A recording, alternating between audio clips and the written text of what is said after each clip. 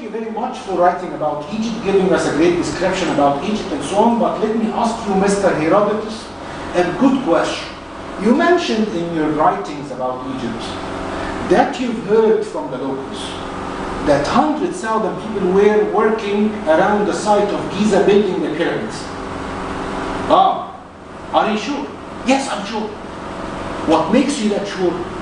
When you came here to Egypt, it was 500 BC. The pyramid was built 2,600 BC. More than 2,000 years before you were born. So what makes you that sure about the number? Who told you it was 100,000? Why not 5,000? Why not 150,000? Ah, I heard this from the locals. How did you know? Ah, wait a minute. Let me ask you another question, Mr. Rose. Did you speak the language? Did you speak the language of the ancient Egyptians? When you came here to Egypt, did you know how to communicate with the locals? Did you choose whom to talk to? Did you manage to meet the highest level of the people living in Egypt, like the priests and so on, or you were not allowed, you were just a traveler? Yeah? What is the importance, or what is the main source you depend on when you're writing? So when you deal with this source, the Greek historians or the travelers, you have to be very careful because they couldn't speak the language. Maybe they got their informations through rumors or gossips or fairy tales, whatever, and maybe misunderstanding because of the language and because of the long time after the evidence of the incident. So we have to be very careful. We return back to the Egyptian writings, what was written by the ancient Egyptians themselves, but we have to be very careful as well. Why? Because the ancient Egyptians, sometimes they were telling lies. Telling lies, yes. And they were exaggerating. Ramesses II, the great pharaoh, was fighting the Hittites, traditional enemies of Egypt, living around Asia Minor, Syria, Lebanon, Iraq, and this area, and that was part of the Egyptian kingdom. And then he led a campaign called the Battle of Kadesh. He mentioned the Battle of Kadesh in all these depths, Karnak, Luxor, Ramesseum, Abu Simbel, everywhere. I won the Battle of Kadesh. I destroyed the Hittites, and so on. Okay. Believe it. But we found also some documents written by the Hittites claiming that they won the Battle of Kadesh. Excuse me. So whom should we believe? Ramesses II? I'm Egyptian, I believe Ramesses II. Yeah? No, but we have to, as historians, we have to analyze what happened. What happened after that Battle of Kadesh, that Ramesses II signed a peace treaty with the Hittites king. Okay? And the Hittites king decided to send his daughter, the princess, to Egypt to get married to the king, who was an old man. Young princess getting married to this old man in Egypt. Ah, wait a minute, think about it. If Ramesses II won the war and destroyed the Hittites, would he need to get married to the daughter of the defeated king of the Hittites and will bring her to Egypt to make her the queen of Egypt? Why not taking her as one of the slaves if he destroyed the Hittites, if he won the war? While making a defeated princess the queen of Egypt, replacing his dead wife Nefertari.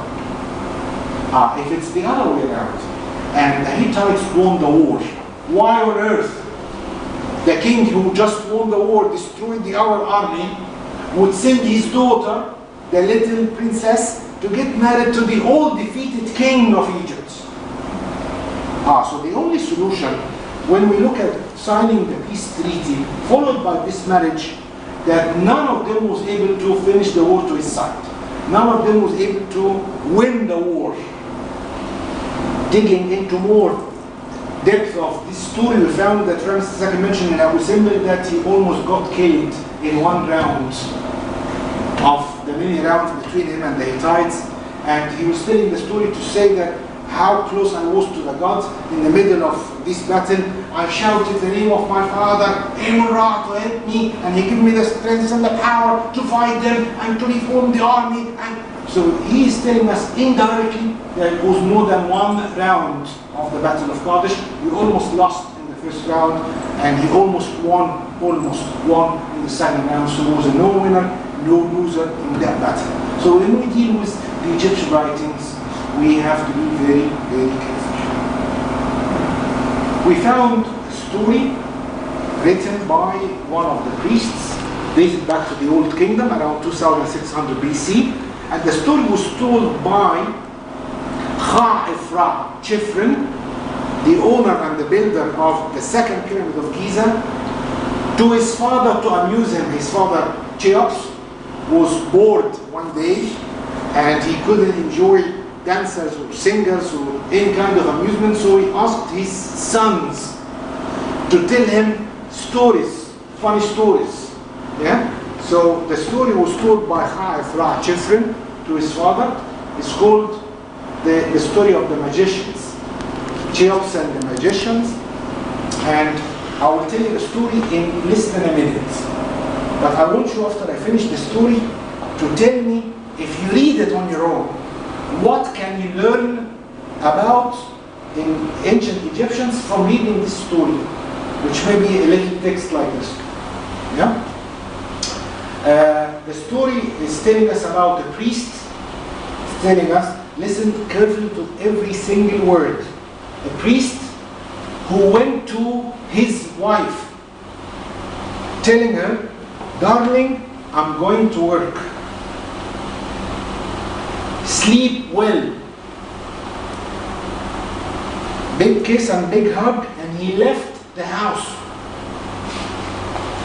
Went to work. The following morning he came back home. He was met by one of his servants.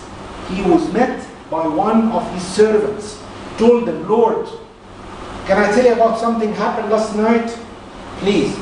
Just after he left, stranger or a town man came home, knocking on your door. Your wife opened the door, invited them in. They spent a couple of hours together, and then they both left the house, went into the garden,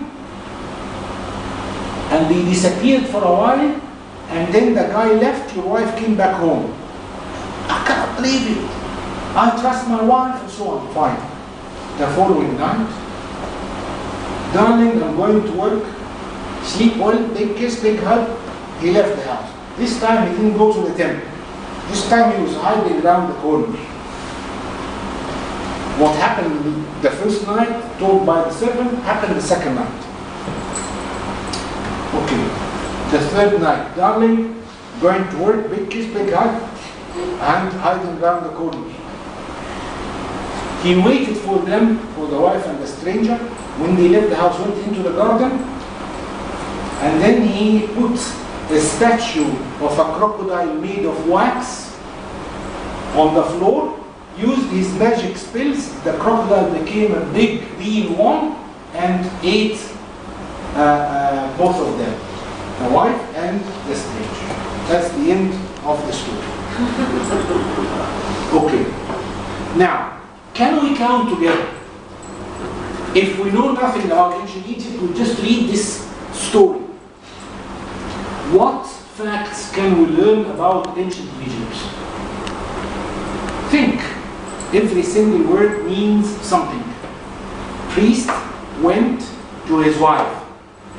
So fact number one, I'm just trying to help. Fact number one, that the priest used to get married.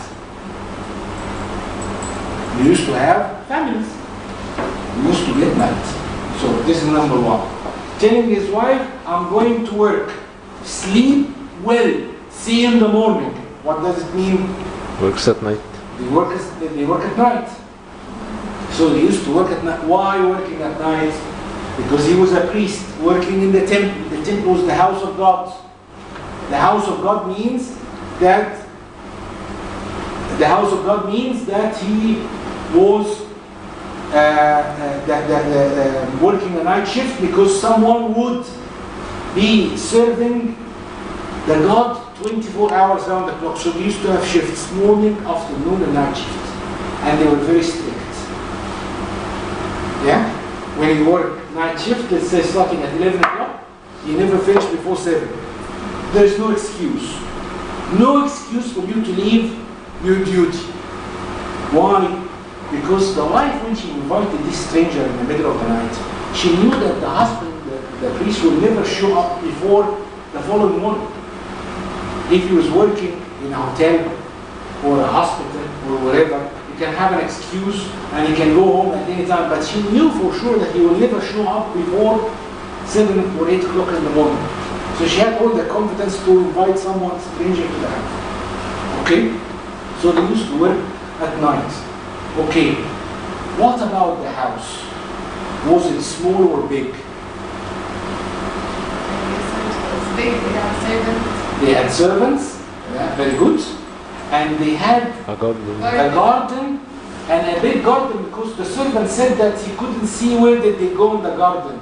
But he assumed in the text that maybe they went washing or swimming. Which means they had some sort of water. water. Okay, so this water was because the house was built by the river Nile and they were going to the Nile to swim at night? No. Why? Because the crocodiles were everywhere, of course, before building the dam. Not that stupid to jump in the Nile in the middle of the night. They will be attacked by crocodiles. What does it mean?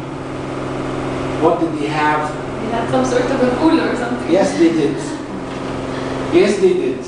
And we found ruins of the palace of Queen Nefertiti with a pool in it. Okay? So they were very well off, the priests, and they had a swimming pool in their house. Okay? What else? Revenge, punishment. Would they wait for the afterlife? They had revenge and punishment in the first life. The guy wanted to punish that couple for his honor, and he wanted to punish them somehow, which tended to be kind of a black magic.